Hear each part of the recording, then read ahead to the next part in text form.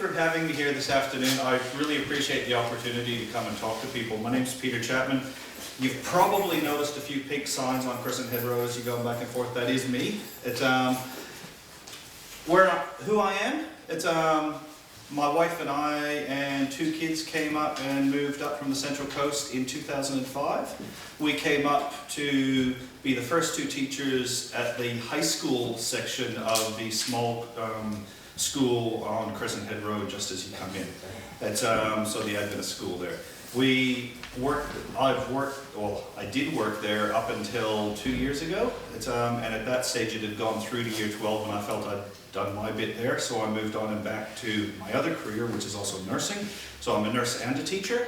And I've done about a decade in each of them at the moment.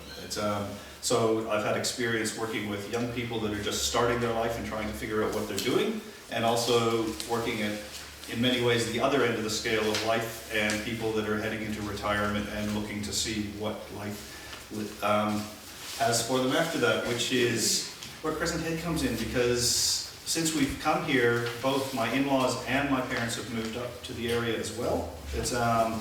My parents spent their first couple of years living in Crescent Head in a small unit just down the road, so that I spent a lot of time out here with them, spent a lot of time with school kids, taking them on beach walks and things during sport as well.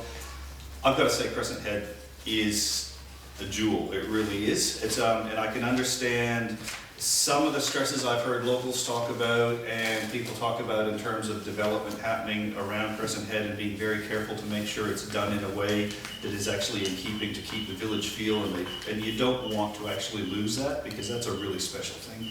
At the same time, having a small village means there's some real challenges there as well. We've got some roads that are really big challenges. And that's got to be prioritized in a way, and there's got to be funding that's found to actually make sure that we can actually keep it set. Because reality is, as the population ages, the last thing you want to do is have somebody who's finding it more and more difficult to move around to have to drive on worse and worse roads. Not a good combination.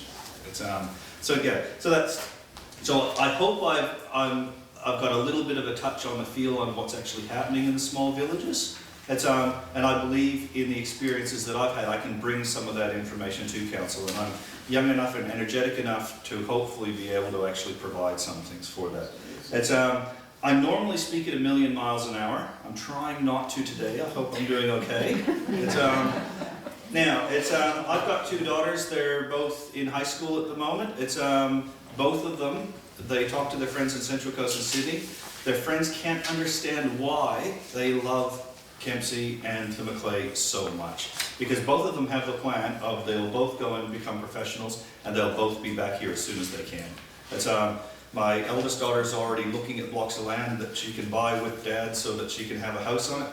I keep reminding her she's still at least a decade away from doing that, but they've got it set that they want to be here. So one of my reasons for sending is because I know that I've got a family that wants to be here for the long haul, and I want to make sure this is a place that my grandkids will be proud to grow up and be in. So I want to see development. I want to see the Macleay be a place for the future. Really quickly, I'll skip over a few things. What can I actually do? Well, one thing, through the time that I've had as being a teacher and as a nurse as well, one thing that I am is I'm very patient with things.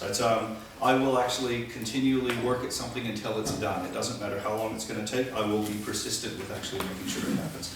I will listen to people. I will listen to all sorts of ideas. It doesn't necessarily mean it's going to actually mean something happens immediately, but I will listen and I'll take it on board.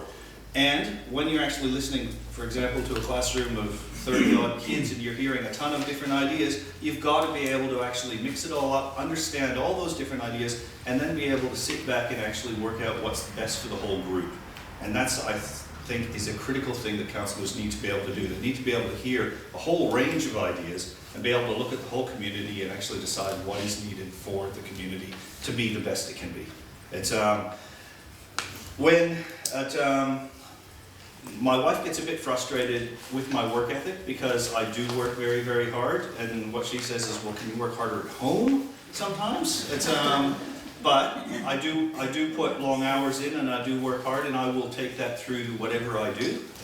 So if I am on council, things like huge big wads of document and paperwork, I will read through and I will analyze it, and I will understand to get to know what exactly is being said in there, so that what is actually decided in council meetings, what is decided, is actually done knowing what the information is about. Not just off the cuff and having a gut feeling, but actually knowing it really well. One thing I also do have is I have lots of tolerance and lots of respect for all different people. I grew up I've got a bit of a twang. I grew up overseas for about 10 years. Where there was a few different cultures that I mixed with while I was growing up. Also, there's a few different cultures on the Central Coast. And one thing that I am capable of is accepting that people are different and embracing that and acknowledging that and actually celebrating the fact that differences actually make a strong community. And the last thing I'll say is basically, one of the things that I think we as a community need to be working on is the sense of community, because we all feel a little bit unsafe sometimes. The number of times you've seen things in the Argus lately about safety issues, to me, some of that comes from the fact that we've got a bit of a lack of community sense. If we can work as a community together, some of that will be improved. And that's where I better leave it, because I think we're about it. Okay. Right. Thank you, Peter.